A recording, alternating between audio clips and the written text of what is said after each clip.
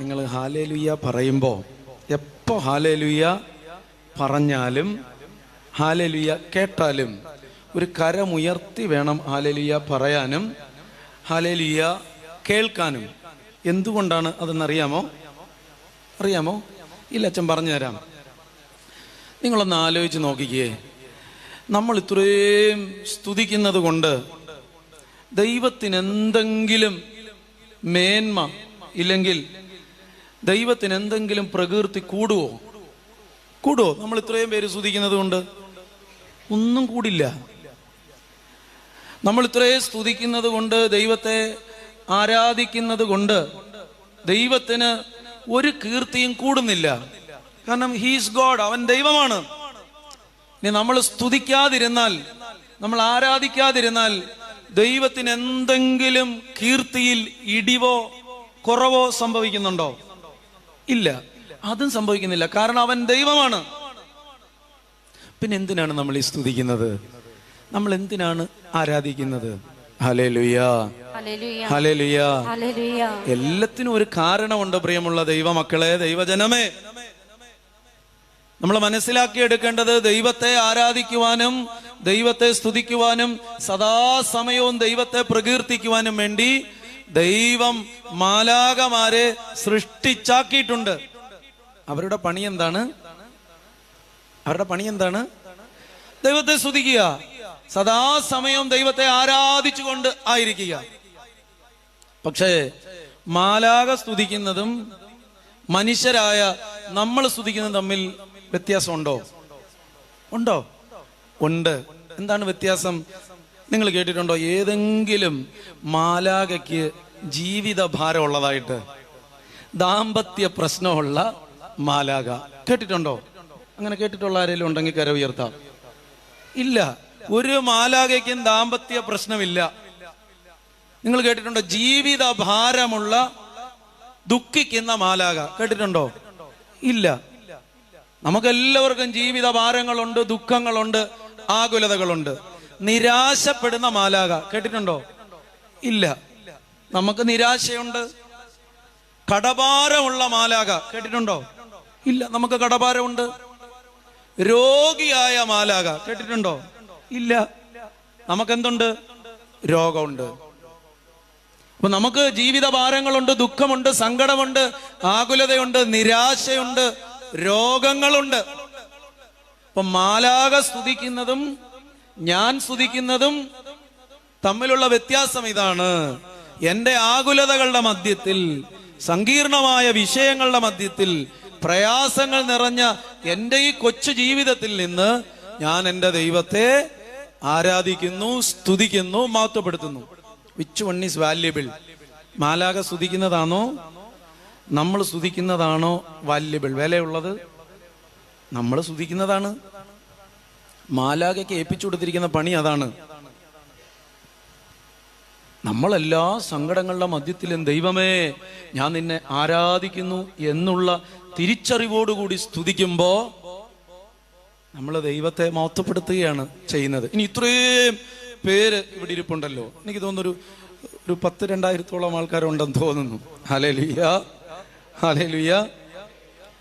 നിങ്ങളുടെ കൂട്ടത്തിൽ ഒരാള് കരമുയർത്തിയാൽ എന്റെ ശ്രദ്ധ അങ്ങോട്ട് വരില്ലേ? വരുമോ? വരും. എന്താ അതിന്റെ അർത്ഥം?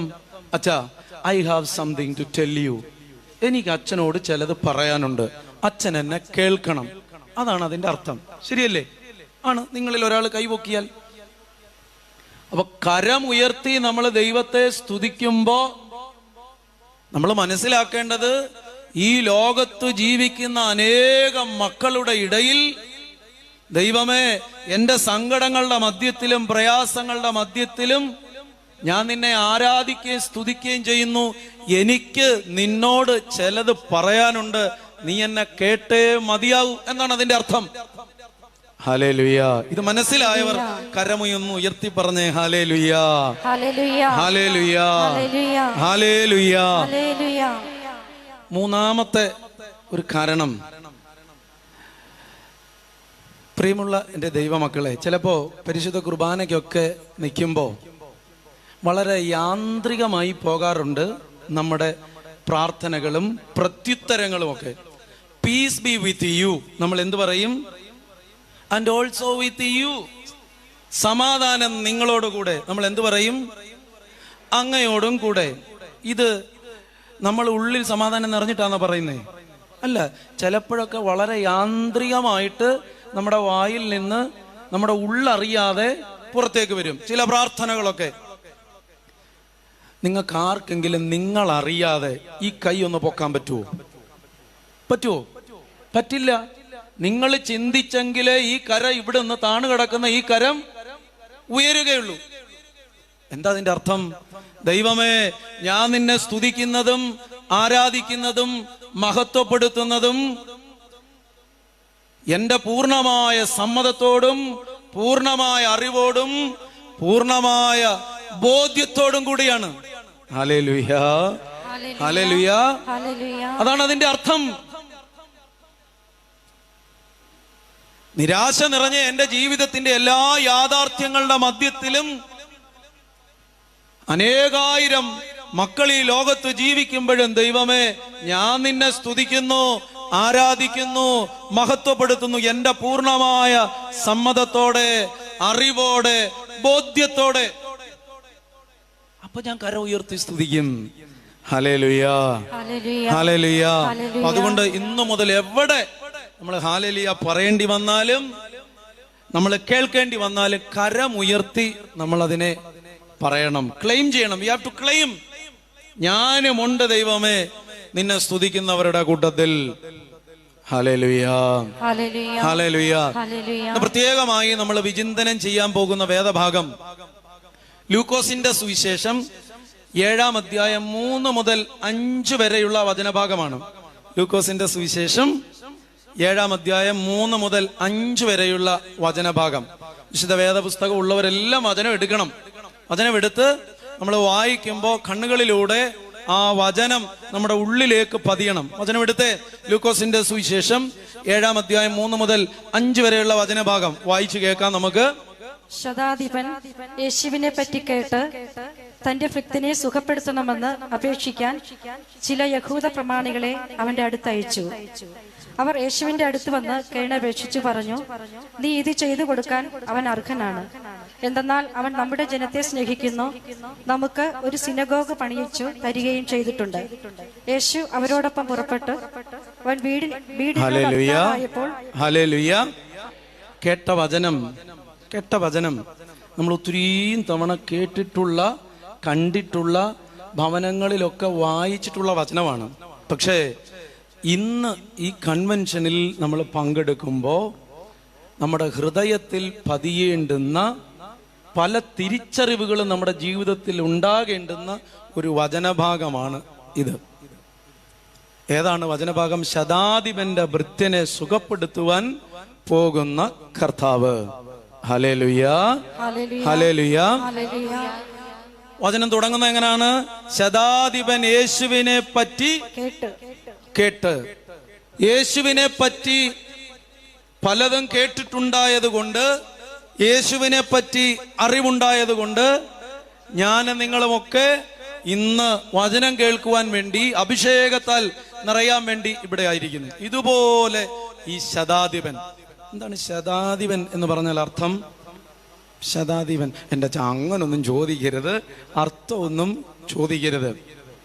ഈ ശതാധിപൻ എന്നുള്ള വാക്ക് 2 വാക്കുകളുടെ കോമ്പിനേഷനാണ്.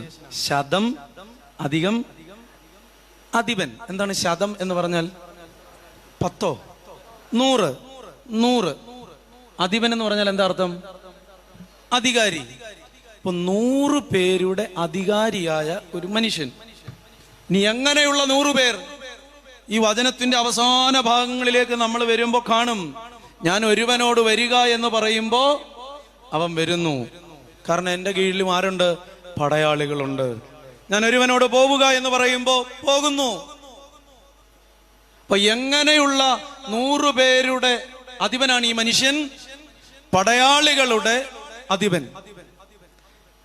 ഈ മനുഷ്യൻ യേശുവിനെ പറ്റി കേട്ട് തന്റെ ഭൃത്യൻ അസുഖം ബാധിച്ച് കിടക്കുമ്പോ സൗഖ്യപ്പെടുത്തണമെന്ന് അപേക്ഷിക്കാൻ നാട്ടുപ്രമാണിമാരെ യേശുവിന്റെ അടുക്കിലേക്ക് വിടുകയാണ്.